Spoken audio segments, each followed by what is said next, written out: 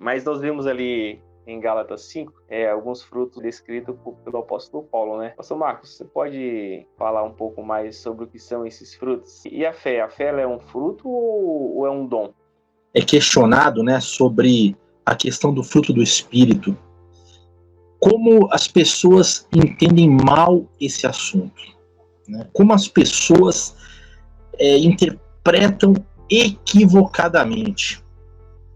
O fruto do Espírito não substitui os mandamentos de Deus.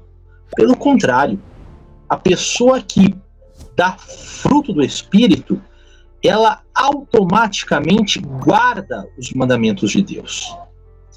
Né? Pegando como um gancho que o pastor Misael estava explicando para nós, né? Se são guiados pelo Espírito, vocês não estão debaixo da lei. Pessoas que não têm entendimento vão falar que não estar debaixo da lei significa que a lei foi abolida, então nós não estamos mais debaixo dela porque nós não estamos mais na vigência da lei, porque ela foi abolida, e agora nós estamos guiados pelo Espírito. E aí você tem uma incoerência, porque quem aboliu a aliança mosaica na cruz do Calvário foi Jesus. E independente se a pessoa estiver sendo guiada ou não pelo Espírito, aquela aliança, a lei que consistia em mandamentos cerimoniais, ela foi abolida. Então, se você é guiado ou não pelo Espírito, você não está debaixo daquela legislação que caducou. Veja, quem aboliu foi Cristo e aquilo ali, pronto, Zé Fini. Então você veja a interpretação equivocada de quem diz que estar debaixo da lei é você não mais estar praticando a lei de Moisés. Não é isso que a palavra quer dizer. A palavra, ela diz que quem é guiado pelo Espírito não está debaixo de uma lei que permanece em vigor. Como assim? Não precisa obedecer? Não, não é isso. O pastor Misael falou aí sobre a legislação nossa do dia a dia. Vamos dar um exemplo de leis do trânsito. O condutor, né, a pessoa que dirige o veículo, ela sabe que a lei diz que quando o farol fica vermelho, o semáforo fica vermelho, você tem que parar o carro, não pode passar. Se você para, você respeita a regra, você está tranquilo, você não tem motivo para você ficar com medo de nenhum tipo de punição.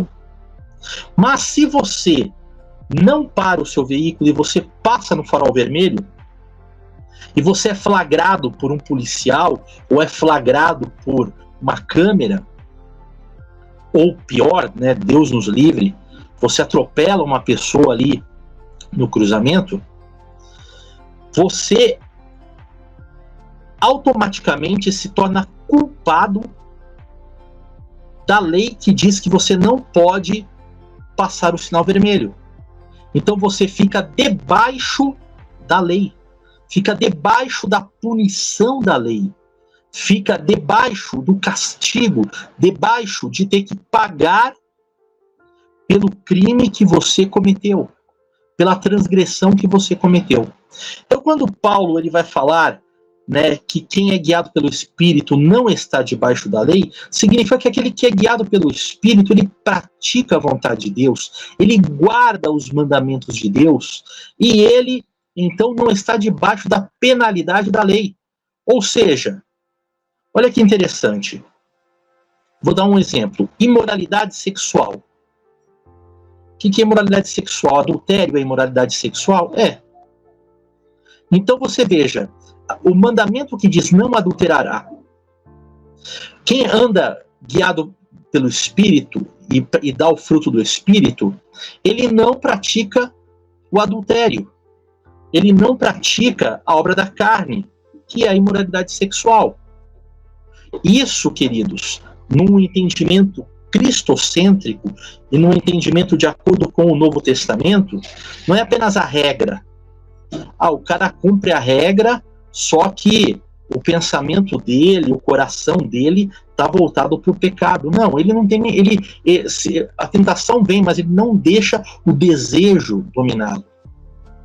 Então você veja, quando você pratica o fruto, você automaticamente guarda o mandamento e você não dá lugar à obra da carne. Então, uma coisa está ligada à outra. É isso que nós temos que entender. E o fruto do Espírito é muito interessante porque é um fruto.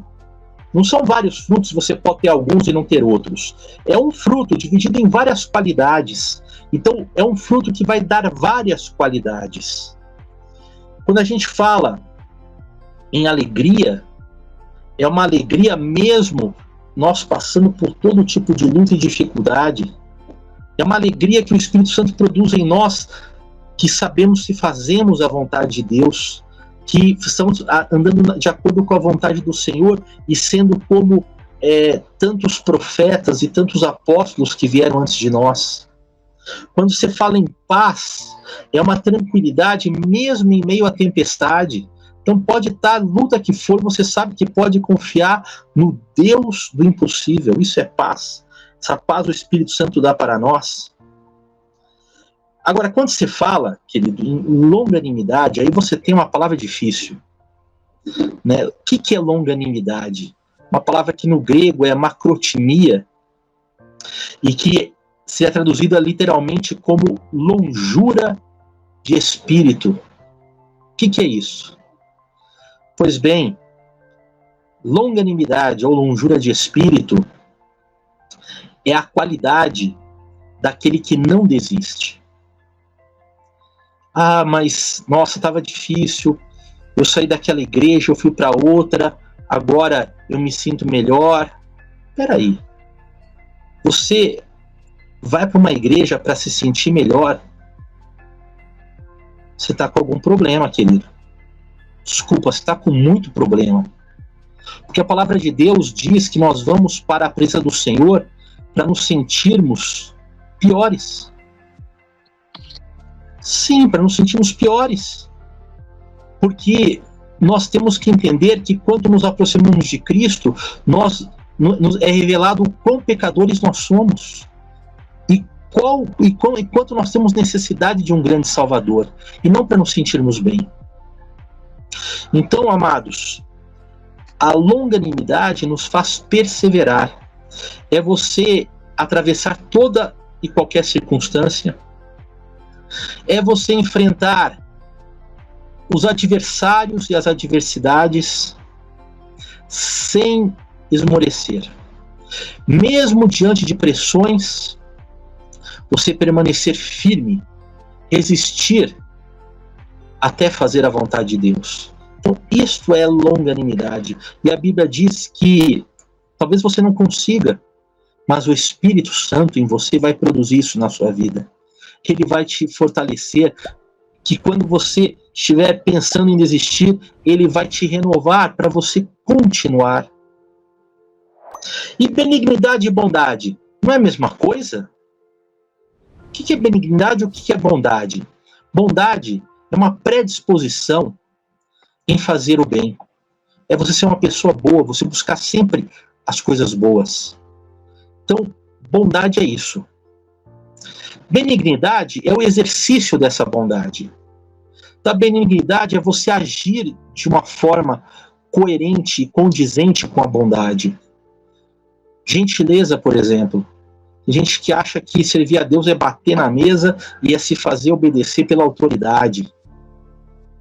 Ora, gentileza, queridos, é algo que deriva da benignidade. Se você não for gentil, se for gentil no sentido de uma pessoa delicada, uma pessoa que seja educada, uma pessoa que saiba tratar bem o teu próximo, você não está praticando o fruto do Espírito, porque a benignidade exige isso. A fidelidade, né, você se manter fiel a Deus. Assim como Ele é fiel a você, você ficar fiel a Ele. Mansidão não é uma característica de uma pessoa frouxa. não é uma característica de uma pessoa frouxa. Mansidão é você ficar tranquilo e confiar em Deus. Outro nome para mansidão seria confiança. Nós confiamos em Deus. Veja, Jesus, ele não saiu pulando do barco quando cutucaram ele, falaram: mestre, estamos indo a pique porque a tempestade é grande e nós vamos afundar. Não, Jesus era um homem manso, no sentido de que ele era tranquilo e confiava no Senhor. A mansidão é o melhor remédio, queridos, para um problema que nós enfrentamos, e é a crise do mundo moderno chamada ansiedade e depressão. Agora, cooperador Williams, pastor Misael e todos que nos assistem, todos que nos acompanham aqui no Origens Podcast, vocês viram que não tem coragem aqui? Uma das principais necessidades da palavra de Deus, que o anjo chegou para Josué e falou: não tema, somente ser corajoso. Mas não consta aqui. Ué, mas Paulo não falou que Deus não nos deu espírito de covardia, mas de coragem? Mas não tem coragem aqui, irmãos. Por quê? E aí, queridos, não está escrito a palavra coragem, mas está escrito um outro fruto aqui, que na verdade inclui a coragem. E por isso que eu falo que nós temos que interpretar corretamente. Quer ver? Domínio próprio. O que é domínio próprio? Não é só você, quando alguém te provocar, você ficar tranquilo. É também você, diante das situações mais difíceis, que tentam colocar o medo na tua vida, que tentam impingir medo ao teu coração, você se dominar. E como que você se domina? Você se domina pelo fruto do Espírito, que é o domínio próprio, que produz automaticamente a coragem. Coragem para ficar firme, sabendo que se Deus é por nós, quem será contra nós? Então é crer na palavra e não nas circunstâncias. Eu costumo dizer que é como se Deus mandasse você subir numa árvore bem alta, na ponta do galho. E aí você achando o que Deus vai fazer, o que Deus vai fazer, e de repente você vê um barulho de alguém serrando o galho. Quando você olha para o lado, você vê ali o diabo com uma serra na mão, cortando o seu galho. Qual seria a tua reação? Se você cair dali, você vai se espatifar. Então você vai morrer de medo? Não. Domínio próprio. Se Deus falou para mim, para eu chegar até aqui, e agora o diabo está cortando o meu galho, Deus vai trabalhar na minha vida. Ele vai operar. Ele vai me fazer ter vitória. Eu creio na palavra de Deus. E é você crer, querido, que o diabo vai terminar de serrar aquele galho, mas que a árvore pode cair, o diabo com ela e tudo mais, mas o teu galho fica ali, porque Deus é contigo. Então, queridos, é isso que o Espírito Santo produz em nossas vidas. Precisamos, para isso, crer na palavra de Deus. Precisamos crer no Deus da palavra. Se eu penso que ele aboliu tudo que está escrito aqui, como eu vou crer na verdade? Em que verdade eu vou crer? Agora, você perguntou sobre a questão da fé. A fé, por um lado, ela é um dom. A Bíblia coloca, o dom da fé lá em 1 Coríntios 12. Mas o que é esta fé? Uma pessoa está enferma e de repente você é levado por Deus para orar e declarar a cura sobre ela. Só que junto com o dom de curar, você tem o dom da fé. De alguma maneira, uma fé sobrenatural é criada, você sabe que Deus vai curar aquela pessoa, e aquilo é a tua confiança para saber que você vai orar e declarar a cura. Isso é dom da fé. É uma fé sobrenatural e que vem repentinamente para Deus realizar algo sobrenatural. E existe a outra fé. Existe a fé fruto, que está escrito também aqui, fidelidade ou fé. Que fruto é este? é aquele que você vai crescendo, que você vai fortalecendo a tua confiança, para que quando o diabo vier serrar o teu galho, você não saia correndo amedrontado, mas você tenha fé de que se ele te mandou, você pode crer na palavra dele, porque ele não falha. Então, isto é o fruto fé. Então, são as duas coisas. E o amor? O amor não é dom, o amor é fruto. É fruto do Espírito Santo, fruto que Deus quer produzir. Isso que o pastor Misael falou, de que adianta eu falar a língua dos homens e dos anjos e não ter o amor? De que adianta eu fazer caridade a ponto de entregar a minha vida para ser queimada se eu não tiver amor? Então, este amor, queridos, é não um sentimento, não o amor eros, e nem um dom, é o fruto do Espírito em nossas vidas, que nos faz obedecer à palavra de Deus, que nos faz guardar os mandamentos de Deus, que nos faz continuar a caminhar, porque a nossa prova, né, de amor para com Deus, como já foi dito, é nós guardarmos os seus mandamentos. Jesus declarou: aquele que me ama, guarda os meus mandamentos. Então, o amor é fruto do Espírito Santo. Por isso que a Bíblia diz: contra o fruto, não a lei. Porque você pratica o fruto, você guarda a lei de Deus, você obedece os mandamentos de Deus. E até por isso, queridos, que o ser cheio do Espírito não é suficiente você, de repente, receber dons e pronto. Você precisa andar no Espírito.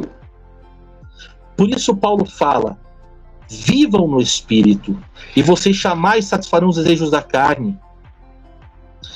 Se vocês são guiados pelo Espírito, vocês não estão debaixo da lei. Se vivemos no Espírito, andemos também no Espírito. Então, viver no Espírito, deixar o Espírito revelar, mostrar, operar sobrenaturalmente, se nós queremos isso, e se nós vivemos dessa maneira, então também andemos no Espírito. O Espírito tomar a nossa frente, nos guiar e fazer a coisa mais impressionante que é profetizado a respeito do que ele faria pelo profeta Jeremias: e escreverei pelo meu Espírito os meus mandamentos nos vossos corações.